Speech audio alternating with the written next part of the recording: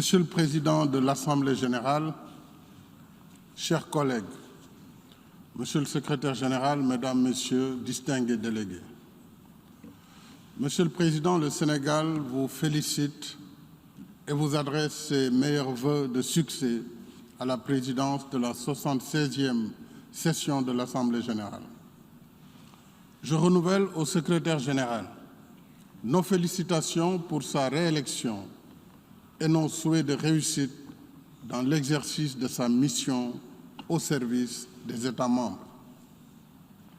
Le thème de cette session rappelle l'ampleur et l'urgence des défis qu'il nous faut relever pour l'avènement d'un monde meilleur et plus sûr.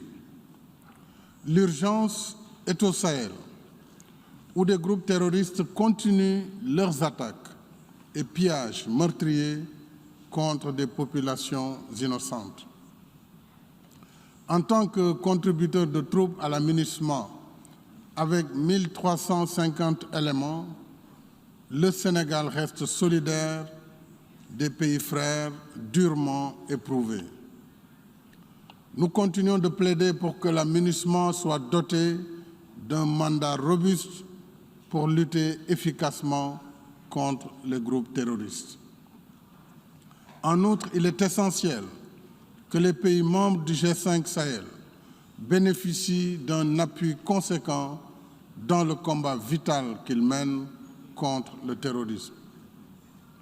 Où qu'il puisse s'établir, le terrorisme reste une menace globale et le système de sécurité collective des Nations unies doit le combattre.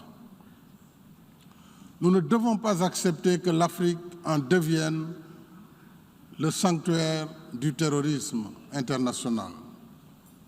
Au Proche-Orient, le Sénégal réitère son appel à la réalisation du droit du peuple palestinien à un État viable, coexistant pacifiquement avec l'État d'Israël, chacun à l'intérieur de frontières sûres et internationalement reconnues.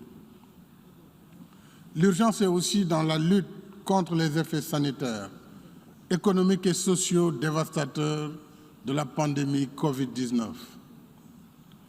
Le Sénégal a opté pour une gestion transparente de la maladie dès le premier cas testé le 2 mars 2020, en publiant au quotidien l'état de la situation. En outre, nous avons déployé un programme de résilience économique et sociale de près de 2 milliards de dollars pour soutenir les ménages, les entreprises, les travailleurs et notre diaspora. Relever considérablement notre plateau médical, assurer la gratuité des tests et des soins et acquérir des vaccins. Je remercie les pays et institutions partenaires pour leur soutien dans notre lutte contre la pandémie. Je salue l'élan généreux et solidaire déployé dans le cadre de l'initiative COVAX. En dépit de ces efforts appréciables, la fracture entre pays vaccinés au nord et non vaccinés au sud ne cesse de s'élargir, ce qui ne fera que retarder l'éradication de la pandémie et le retour à une vie normale pour tous. Le chacun pour soi ne nous sortira pas de la pandémie. Personne ne sera à l'abri si le virus et ses variants continuent de circuler quelque part dans le monde. Seule une réponse planétaire facilitant l'accès de tous aux vaccins viendra à bout de cette maladie planétaire. Dans cet esprit, je remercie les pays et institutions partenaires qui soutiennent le projet de production de vaccins par l'Institut Pasteur de Dakar. C'est une initiative majeure au service de l'Afrique. Le Sénégal participera au financement du projet par une partie de ses droits de tirage spéciaux. En même temps, nous devons poursuivre les efforts de relance économique. Et c'est l'objet du New Deal avec l'Afrique, issu du sommet de Paris du 18 mai dernier sur le financement des économies africaines. Grâce au consensus réalisé au sein du G20, le premier objectif du sommet a été atteint avec l'émission historique de DTS à hauteur de 650 milliards de dollars. Je salue la diligence de Mme Kristalina Georgieva, directrice générale du Fonds monétaire international, dans la mise en œuvre de ce consensus. Ainsi, l'Afrique a pu disposer de son quota de 33 milliards de dollars seulement pour renforcer sa résilience sanitaire, atténuer en partie l'impact de la crise et amorcer la relance économique. C'est un acquis considérable dont il faut se féliciter.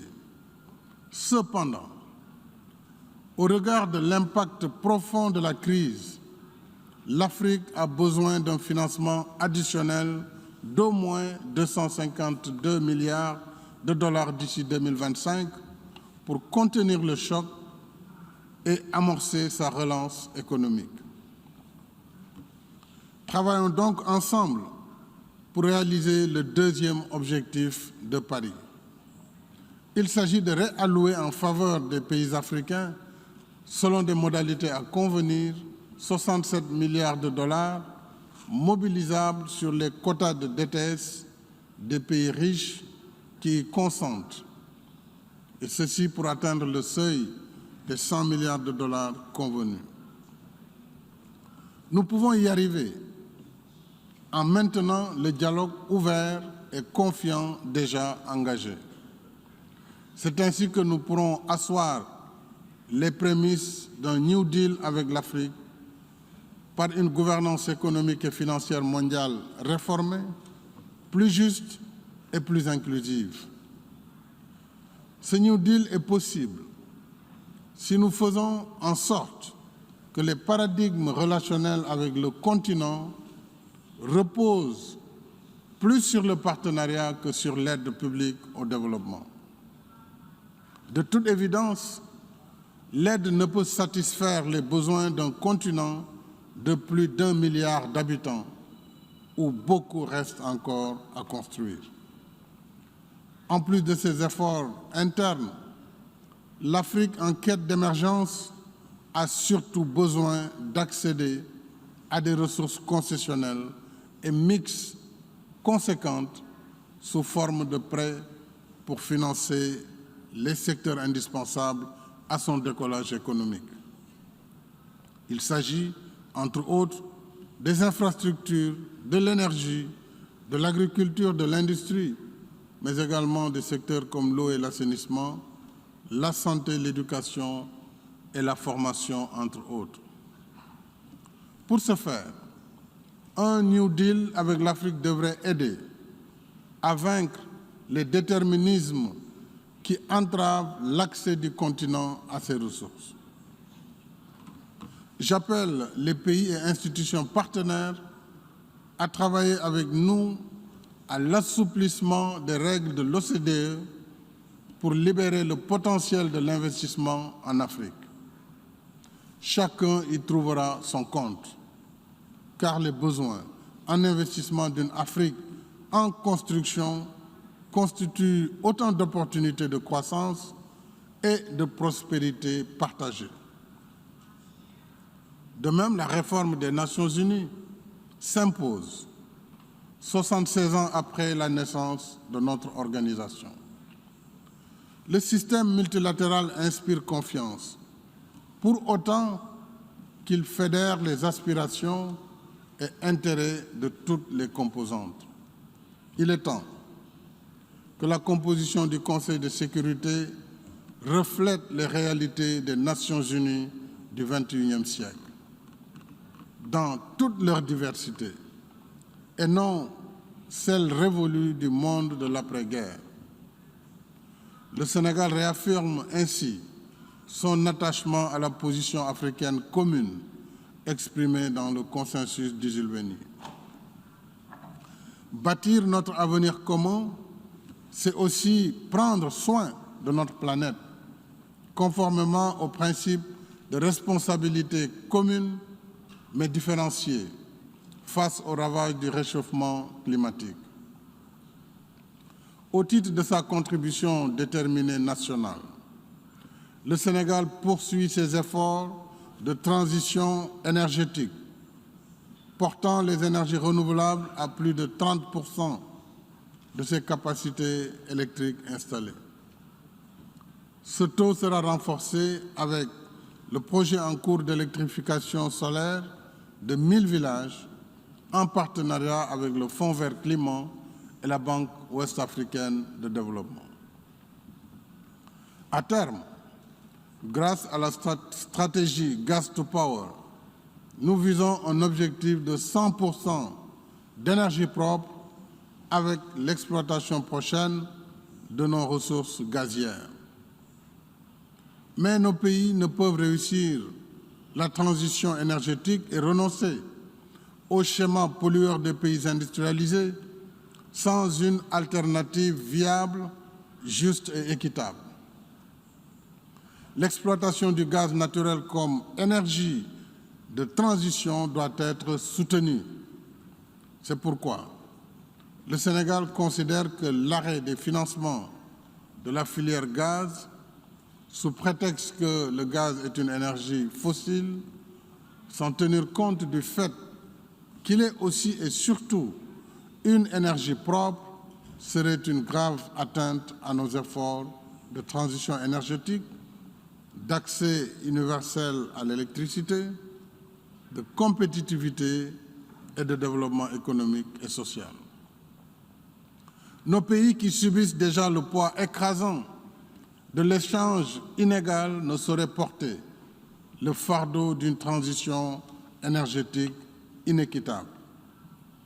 J'appelle par conséquent au maintien des mécanismes de financement du gaz comme énergie de transition.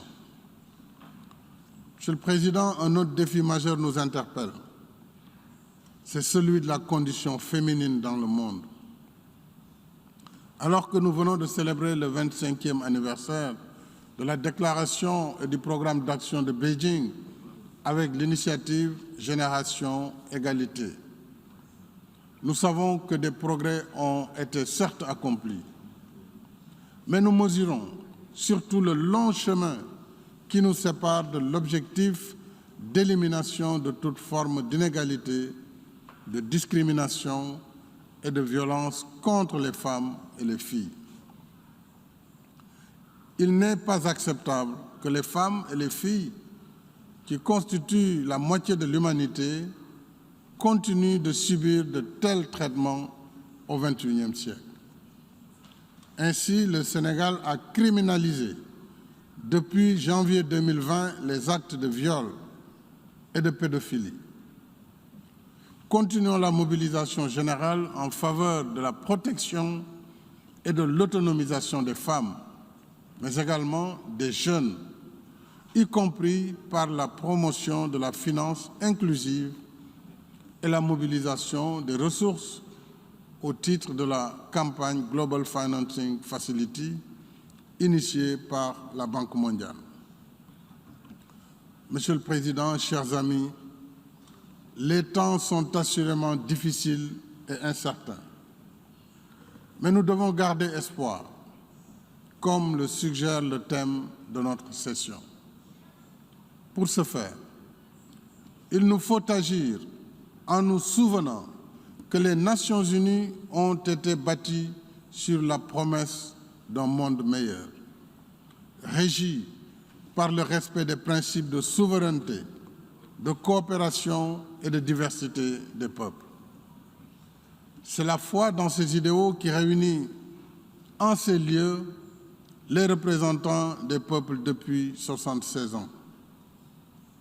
En conséquence, chaque coup porté à la souveraineté, chaque coup porté à la coopération et à la diversité est une entorse faite aux idéaux communs, une entorse faite à notre raison d'être ici. un monde exténué par l'abîme de la guerre, le repli sur soi, la destruction de l'environnement et les servitudes matérielles courent à sa perte. La promesse d'un monde meilleur pour tous fleurit sur le terreau du dialogue et du respect mutuel, et non dans le dogme du conformisme, du mépris culturel et civilisationnel. Elle s'épanouit dans l'esprit d'ouverture, d'altérité et du soin pour soulager ceux qui souffrent de la faim, de la soif, de la pauvreté, de la maladie et de l'ignorance. À cette fin, nous ne pouvons nous satisfaire d'un futur de promesses. Nous devons travailler pour un futur qui tienne promesse. Ce futur nous demande de déposer les armes, d'être plus solidaires, de protéger notre environnement, de cultiver nos valeurs communes, d'accepter et de respecter nos différences en renonçant à l'injonction civilisationnelle. Ainsi, ferons-nous naître le monde de nos rêves, un monde du vivre ensemble, un monde meilleur pour tous. Je souhaite plein succès aux travaux de la 76e session de l'Assemblée générale. Je vous remercie.